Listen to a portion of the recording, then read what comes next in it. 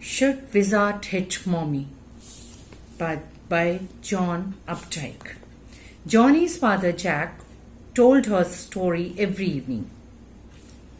Each new story was a slight variation of the basic tale. A small creature, usually named Roger, had some problem and went with it to the wise old owl.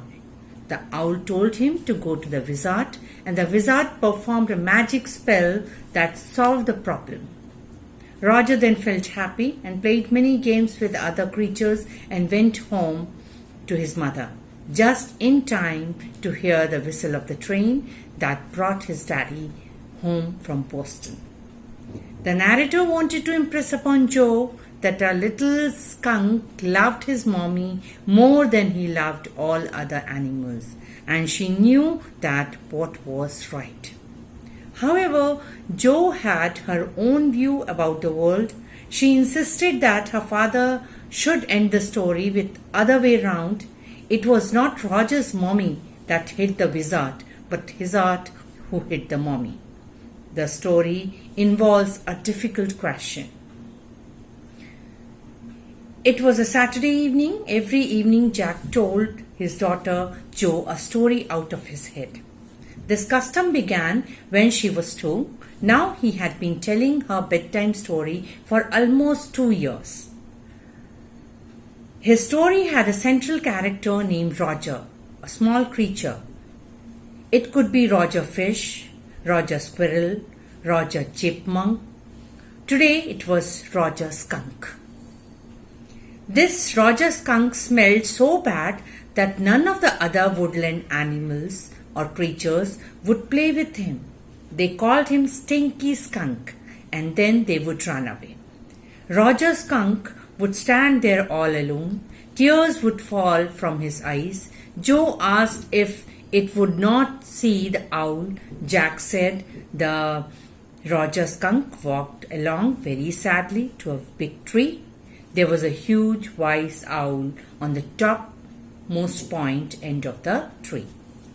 The Roger Skunk told the owl that all other animals ran away from him because he smelled very bad. The owl admitted that he did so. Roger Skunk cried very hard. He wanted to know what he could do. The owl suggested going to the wizard. The owl advised Roger Skunk to go through the dark wood under the apple trees into the swamp, and there would be a wizard's house over a creek. Creek means small river, little river. On reaching the little white house, Roger Skunk rapped on the door. A tiny little old man came out with a long white beard and pointed blue hat. He observed that creature smelled awful. Roger Skunk said huge wise owl had told him that he could help him. The wizard found his magic wand and asked Roger Skunk what he wanted to smell like. Roger thought and said roses. He chanted a magic spell. All of a sudden, the whole inside the wizard house was full of the smell of roses. The wizard asked 7 pennies for the work. Roger Skunk had only 4 pennies, and he began to cry. The wizard directed him to go to the end of the lane and turned around 3 times and looked down the magic well. Roger Skunk did so, and he found 3 pennies in the magic well. He took them to the wizard.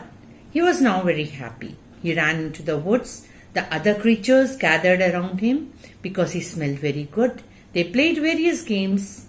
The children played. They played and laughed all afternoon. Then it began to get dark. They all ran to their mommies.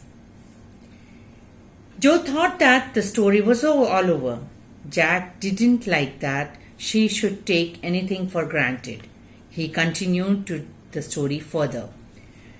Roger Skunk's mother asked him that awful smell. He was surprised and added he smelled like roses. She then asked him who had made him smell like that.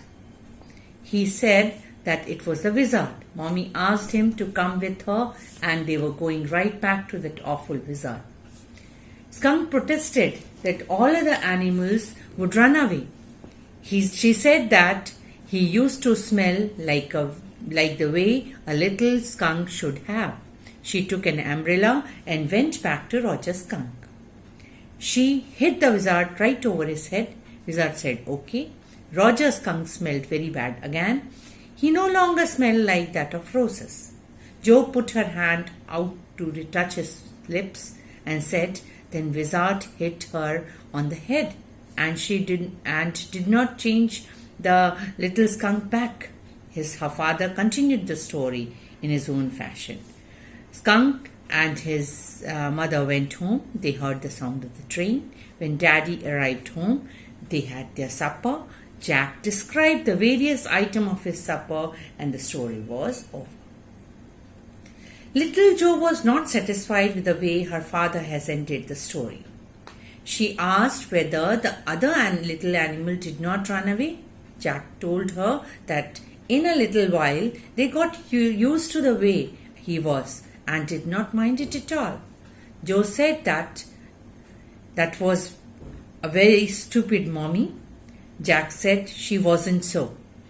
Jo felt that he was defending his own mother to her, and something as odd. Jack asked her to put her head in the pillow and have a long nap.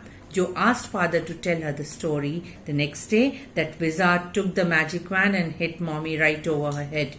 Jack said that was not the story. He stressed the point.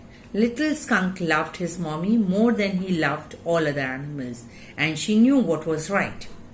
Jo again asked her father to say next day the Wizard hit that mommy. She insisted that he should say so. Jack promised to see to it. He asked her to have a rest and stay on the bed. He praised her as a good girl. Jack closed the door and went downstairs. His wife Clara had spread the newspaper and opened the paint can. She was wearing an old shirt on the top of the maternity smock. She was stroking the chair rail with a tip brush, and he heard the footstep upstairs. He shouted to beat Joan to the buttocks, and then footstep wavered. Clara observed that it was a long story. He simply said, "The poor kid." He watched his wife working hard on the woodwork. It included a cage of smoldering and rail and baseboard and all around them. He felt caught in an ugly middle position, and he also felt his wife's presence in the cage with him. But he did not want to speak with her, work with her, touch her, anything. He wanted everything with utter